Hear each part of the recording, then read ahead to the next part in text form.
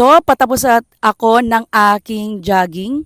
So, nandito ako ngayon sa oval ng main campus ng ISU at uuwi na ako and another goal na naman ang nakuha ko this Saturday. And this is one of my goals for 2026 to be fit and healthy. And ang vlog na ito ay tungkol sa paano malalabanan yung insecurity, no? Ang hirap kasi talaga yung ganitong kalagayan. So, paano ba natin malalabanan to? Bibigyan kita ng isa sa mga ginagamit ko. One tip lang. And hindi pwede itong mawala. By the way, kung ngayon lang tayo nagkita, ako si Joy Lee, isa akong ordinaryong empleyado lang po na may pangarap na extraordinaryo sa buhay at para sa pamilya. Bago ko ibibigay sa iyo yung simpleng tip ko lang pero napakalaking impact sa akin. Kwento ko muna sa iyo. Well, ang trabaho ko is from Monday to Friday, isa akong teacher, and here comes Teacher's Day. And sa private school dati, no, ang pag nagbigay yung mga estudyante, Toblerone, mga original, mga bag, ang gaganda. And ma-appreciate mo talaga kasi masasarap, magaganda, yung flower, hindi basta-basta. Now, in the public school, nung pumasok na ako, ikaw pala ang Santa Claus, no? Ikaw pala yung magbibigay sa kanila during Christmas, ganyan. Ikaw pala yung magre-regalo and expected kasi mas, yung alam mo, syempre public school, hindi ganun kabongga kung sa, nagtuturo kasi ako sa mountain province, hindi. Mas, hindi sa syudad.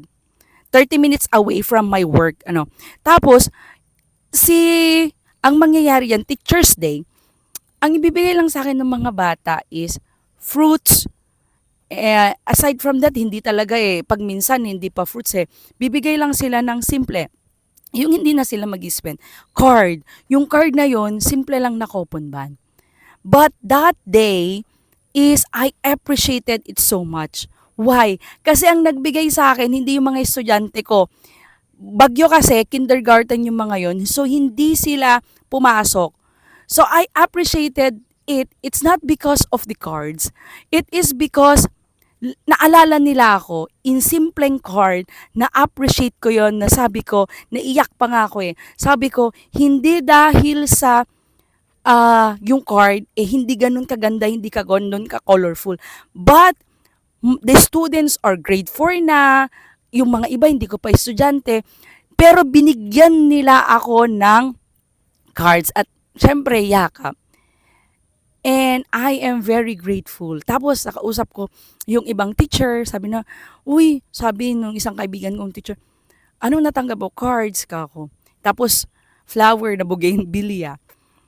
And then sabi niya, ano ba naman yung binigay ng mga estudyante ko? Ang sabi niya yon. Ang sabi ko, be grateful.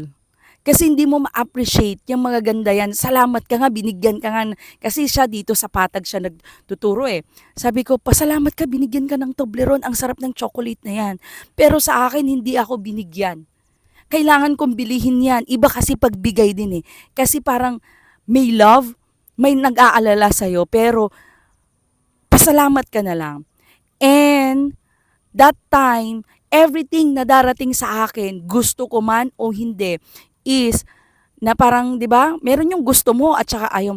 Sabi ko, kung anong darating sa akin, I will be grateful kako. Kasi, kung ang nasa Diyos yung isang Panginoon ang nagbigay sa'yo ng blessing, tapos hindi mo na-appreciate, anong pakiramdam niya, di ba? Ang pakiramdam niya, ang grateful naman tong batang to.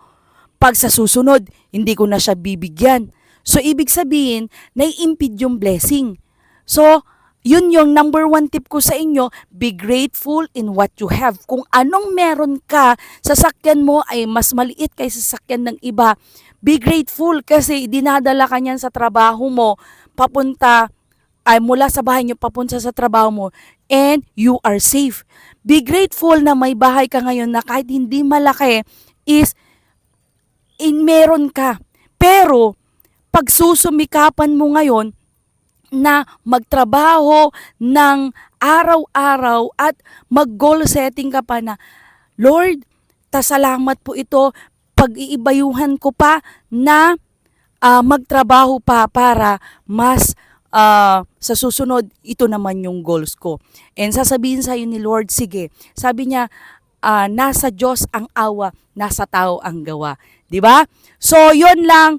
Naniniwala kasi ako, kung ikaw ay mapagpasalamat sa mga meron ka ngayon, mas lalo kang ibibless ni Lord. O, yun lang. So, sana may natutunan ka sa vlog na ito. Uwi na ako kasi umaambon na. Gusto ko lang i-share. Baka mawala yung idea.